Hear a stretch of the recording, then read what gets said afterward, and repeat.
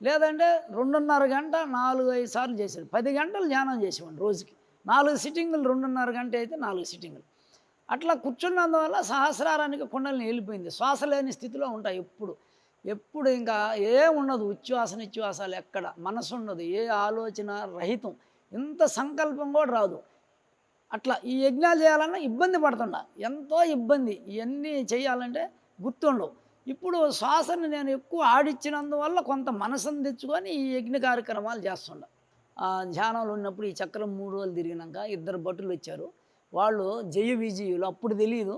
ఇప్పుడు అర్థమైందది. వాళ్ళిద్దరూ పైకి 7 లోకాలు లెక్క పెట్టుకుంటూ పోయిన భూలోక, బూరలోక, సువర్లోక, మవర్లోక అని పైకి అవన్నీ కూడా బిల్డింగులు ఓల్డ్‌వి కనిపిస్తా ఉన్నాయి. పైన అమ్మవారు ఉయ్యాల ఊగుతా ఉండారు. యోగిని దేవతలంతా ఉండారు ఆమె చుట్టూ. అది ఒక గ్రీన్ ల్యాండు. సత్యలోకంలోకి పొయ్య. సత్యలోకాన్ని దర్శించాం. అంటే మనసుతోనే. అందరిలో ఉండయి అన్ని లోకాలు. కానీ మనసు ఆడబెట్టినోడే సత్యలోకంలో ఉన్నట్టు.